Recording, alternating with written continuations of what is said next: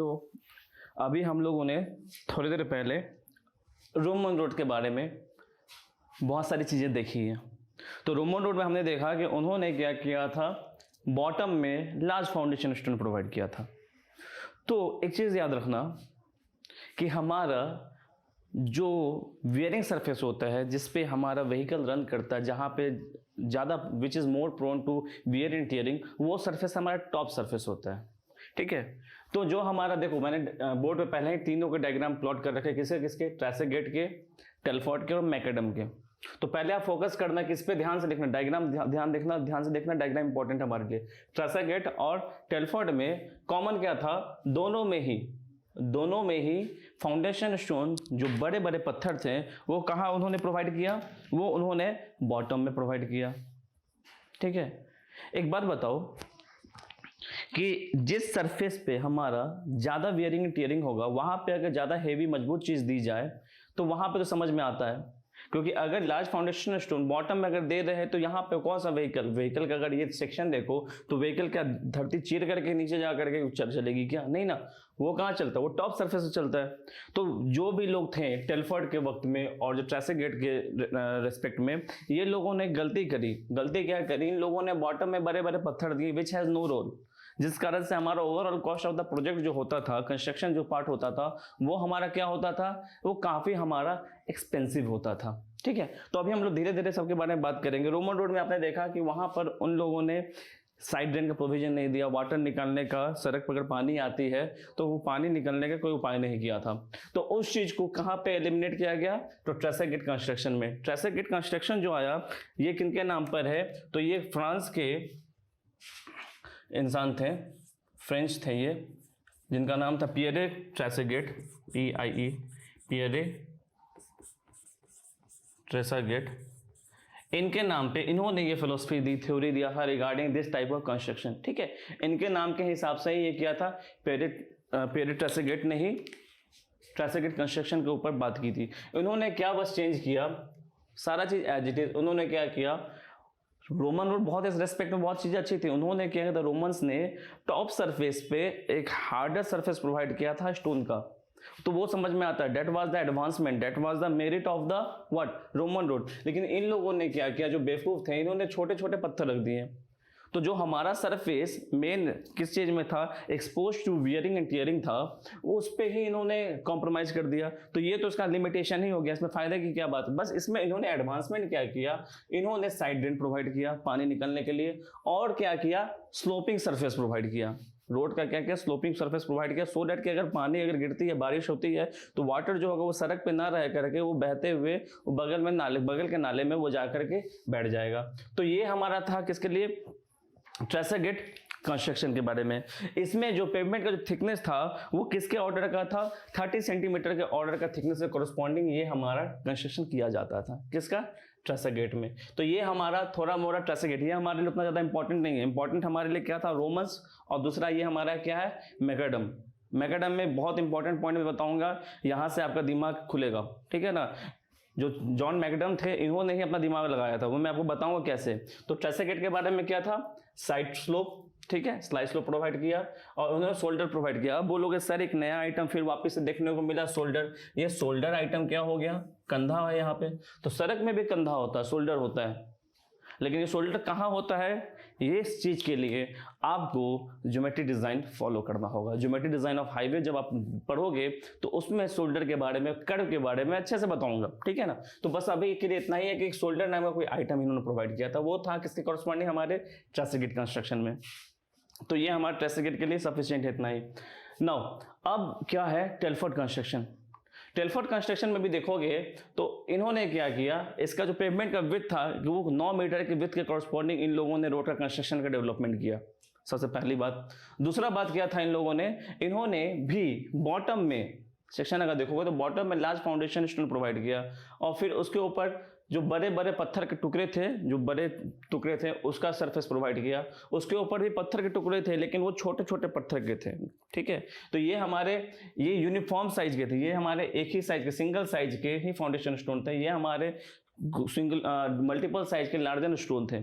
Similarly उसके ऊपर में जो इन्होंने ब्रोकन स्टोन प्रोवाइड किया था वो हमारे छोटे थे, और सबसे टॉप में भी देखोगे क्या था, देखो फिर से इन्होंने बेवकूफ़ी क्या करी कि टॉप सरफेस, फिर से मैं बोल रहा हूँ, जो हमारा surface it is which is expose to wearing and tearing, उसमें इन्होंने क्या किया, जहां पर हमारा व्हीकल रन करता था वहां पर इन लोगों ने ग्रेवल प्रोवाइड किया।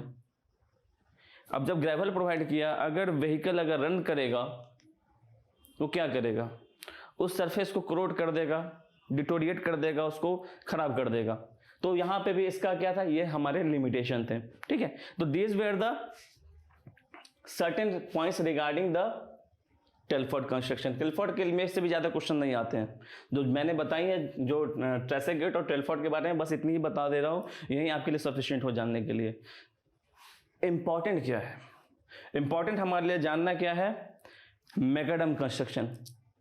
मैकडम जो पहले इंसान थे जिन्होंने दिमाग लगाया कि टॉप में बड़े बड़े पत्थर देने का मतलब समझ में आता है, लेकिन बॉटम में बड़े पत्थर देने का क्या मतलब है, क्योंकि हमारा जो व्हील का स्ट्रेस है, व्हील का जो लोड है, वो ज्यादातर कहाँ रहेगा, वो तो टॉप सरफेस या उसके बॉटम में ही डिसिपेट करेगा, नीचे डिस्ट्रीब्यूट होगा।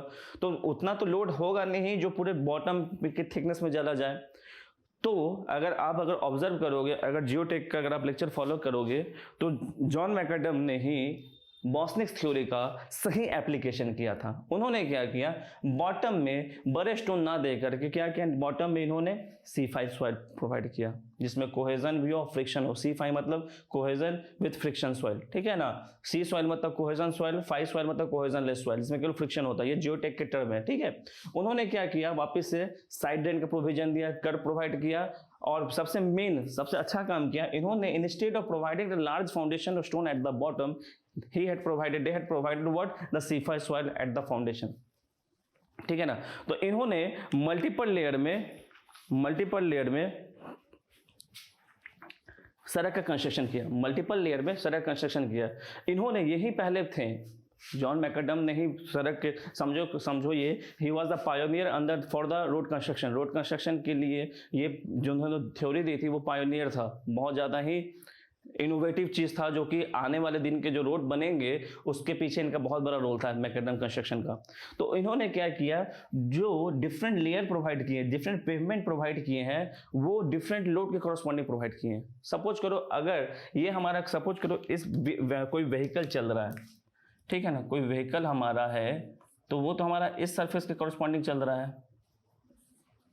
तो जो मैक्सिमम सरफेस जो होगा, मैक्सिमम स्ट्रेस सरफेस जो होगा, वो हमारा टॉप होगा। तो धीरे धीरे क्या होगा, स्ट्रेस का डिसिपेशन धीरे धीरे क्या होगा, धीरे धीरे नीचे से नीचे आप जाओगे ना, स्ट्रेस का वैल्यू नीचे घटते जाएगा। तो इन्होंने क्या सजेस्ट किया कि आप जो मटेरियल प्रोवाइड कर रहे हो, क्या प्रोवाइड कर रहे हो, मटेरियल प्रोवाइड कर रहे हो फॉर द डिफरेंट लेयर, वो किसके कॉरस्पॉन्डिंग होना चाहिए, ये किससे कॉरस्पॉन्डिंग होना चाहिए, वो उसके स्ट्रेस डिस्ट्रीब्यूशन में कॉरस्पॉन्डिंग होना चाहिए। यानी जो सरफेस हमारा हाईली स्ट्रेस्ड है उस पर बहुत हार्डर मटेरियल प्रोवाइड करो, जो हमारा लीस्ट स्ट्रेस सरफेस है, जैसे कि हमारा बॉटम, उस पर आप C5 सॉइल या simple local sand soil provide करके ही काम चला सकते हो, ठीक है ना। तो स्ट्रेस के अकॉर्डिंग, स्ट्रेस डिस्ट्रीब्यूशन के अकॉर्डिंग इन्होंने पेवमेंट का थिकनेस और पेवमेंट का मटेरियल सजेस्ट किया था, इस हिसाब से आप कंस्ट्रक्शन करो, ठीक है। तो ये हमारा था regarding the chronological order of road development. Road development या हाईवे डेवलपमेंट में जो क्रोनोलॉजिकल ऑर्डर जो फॉलो किया गया था, उसके पीछे यही था। तो रोमन रोड्स आपने देखा, मैकडम का देखो क्वेश्चन यहां से पूछेगा मैकडम से। मैकडम सबसे पहले बंदे थे जिन्होंने सजेस्ट किया कि बॉटम में फाउंडेशन स्टोन देने का मतलब ही नहीं है। क्यों नहीं है, क्योंकि हमारे टॉप पे ही व्हीकल रन करता है, तो हाईली स्ट्रेस सरफेस तो हमारा टॉप सरफेस होगा, तो उसको आप हार्डर बनाओ, उसका क्वालिटी आप इंप्रूव करो, सबसे अच्छा क्वालिटी दो। जैसे जैसे आप बॉटम पे जा रहे हो वैसे वैसे स्ट्रेस का वैल्यू नीचे कम होता है, एज पर द बॉस्निक्स थ्योरी। वापस से मैं आपको बताऊंगा, यहाँ पे जब मैं आपको पेमेंट डिजाइन सिखाऊंगा वहाँ पे वापस से मैं इसके बारे में बताऊंगा कि क्या क्या बेवकूफ़ी रोमन्स ने किया था, क्या बेवकूफ़ी टेलफोर्ड ने किया था, और क्या बेवकूफ़ी इन्होंने ट्रेसेगेट ने किया था, ठीक है ना। इन लोगों की जो बेवकूफ़ी थी उसका इंप्रूवमेंट किसने किया था, मैकडम था। He was the pioneer for the construction in the highway, okay. ये हाईवे कंस्ट्रक्शन के फील्ड के पायोनियर आदमी थे, इन्होंने ही बहुत अच्छा वर्क किया था रिगार्डिंग द रोड कंस्ट्रक्शन। तो मैकडम कंस्ट्रक्शन में क्या था, सबसे पहले जो बेस था, बेस में इन्होंने क्या किया, WMM वाटर मिक्स मैकडम। आप किसमें सीखोगे, वाटर मिक्स मैकेडम और WBM वाटर बॉन्ड मैकेडम क्या होता है, ये सारी चीज़ें आप बिल्डिंग मटेरियल सीखोगे ना, उसमें वो सारी चीज़ें इन डिटेल बताया जाएगा। सिमिलरली इन्होंने फिर जो सब बेस था ये डिफरेंट, देखो इसके बारे में मैं पेवमेंट डिजाइन जब सिखाऊंगा तो बेस क्या होता है, सब बेस क्या होता है, सब ग्रेड क्या होता है, इन सब के बारे में पेवमेंट डिजाइन में भी इन डिटेल इन डेप्थ मुझे बताना है। तो यहाँ पर बस इतना जान लो कि मैकेडम कंस्ट्रक्शन में क्या फायदा था कि बॉटम में फाउंडेशन स्टोन देने का मतलब नहीं था, बड़ा स्टोन देने का मतलब नहीं था, क्योंकि वहाँ पे स्ट्रेस का वैल्यू क्या होता है, बहुत कम होता है। तो वहाँ पे ये सबसे पहला एलिमिनेशन किया इन लोगों ने। दूसरा इंप्रूवमेंट क्या किया था, जो इन्होंने मटेरियल सजेस्ट किया था वो स्ट्रेस के कॉरस्पॉन्डिंग, कि जिस लेयर में जैसा स्ट्रेस हो उसके कॉरस्पॉन्डिंग वैसा आप मटेरियल प्रोवाइड कीजिए, वैसा थिकनेस प्रोवाइड कीजिए। तो इन डिटेल वापस से मैं बोल रहा हूँ, अभी ये हो सकता है कि ये ब्रीफ इंट्रोडक्शन पार्ट हमारा थोड़ा मोनोटोनस हो, लेकिन चैप्टर नंबर 2 से जब आपके पास आएगा ज्योमेट्री डिजाइन में सिखाऊंगा तो उसमें और पेमेंट डिजाइन में आपको बहुत सारा कंसेप्ट, मल्टीपल कंसेप्ट जो होगा रिगार्डिंग ट्रांसपोर्टेशन इंजीनियरिंग वो क्लियर होगा। इस चैप्टर से हार्डली 1 से 2 मार्क्स से क्वेश्चन अगर आना होगा तो आएगा, नहीं तो रेस्ट क्वेश्चन आप एक्सपेक्ट नहीं कर सकते हो। लेकिन ये जो चैप्टर है हमारा, ये चैप्टर हमारा एक बेस है। क्या है, बेस है फॉर द ट्रांसपोर्टेशन इंजीनियरिंग। आपको थोड़ा बेसिक ब्रीफ ओवरव्यू मिलेगा। नेक्स्ट जो सेशन है, जो नेक्स्ट मैं बोर्ड इरेज करके मैं आपको सिखाने वाला हूं, that was the corresponding to the development of highway planning in India. Highway planning India में कैसा, इंडिया में जैसे हाईवे का डेवलपमेंट कैसे कैसे हुआ था, क्या रेशियो, क्या लॉजिक लगा था। तो मैं आपको थोड़ी सी बात बता दूं कि देखो वर्ल्ड वॉर 1 के बाद जब ब्रिटिशर्स को लगा, क्योंकि उस वक्त तक इंडिया का जो रोड इंफ्रास्ट्रक्चर था बहुत ही खराब था, बहुत ही बेकार था। तो अंग्रेजों को लगा था, ब्रिटिशर्स को लगा था क्या, कि इंडिया में भी रोड का डेवलपमेंट होना चाहिए और अच्छा डेवलपमेंट होना चाहिए। तो उन्होंने क्या किया कि आफ्टर फोर्थ वर्ल्ड वॉर एक MR जैकर, नाम याद रखना, जैकर कमेटी, ठीक है, MR जैकर, इसके बारे में बताऊंगा। इनका ये भी इंपॉर्टेंट है हमारे लिए, जैकर कमेटी का जो रिकमेंडेशन, दैट इज इंपॉर्टेंट। यहां से अब आप ध्यान से सारी चीजें देखना। तो MR जैकर के चेयरमैनशिप में, लीडरशिप में क्या किया, उन्होंने एक कमेटी का गठन किया, एक कमेटी बनाई और उनको काम दिया कि इंडिया में रोड का डेवलपमेंट कैसे हो। आप एक रिपोर्ट तैयार करके दीजिए कि इंडिया में के जो इतनी लचर हालत है, इतनी बुरी हालत है सड़क की, इसको कैसे इंप्रूव किया जाए, कैसे इसको का लेवल हाई किया जाए, सो डैट कि हमारा रोड इंफ्रास्ट्रक्चर जो हो इंडिया में वो इंप्रूव हो।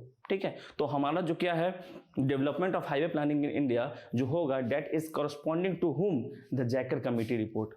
जैकर कमेटी रिपोर्ट के हिसाब से उनके जो रिकमेंडेशन थे, जैकर कमेटी ने क्या रिपोर्ट दिया और उस रिपोर्ट में उन्होंने क्या क्या रिकमेंडेशन दिया, सरकार को क्या सजेशन दिया, उसके रिगार्डिंग हम लोग सारी बातें करेंगे। अभी कंटिन्यू सेशन करते हैं तब, ठीक है। मैं इसको इरेज करता हूँ, फिर नेक्स्ट सेशन जो हमारा रहेगा उसमें हम ये सारी बातें करेंगे। ओके।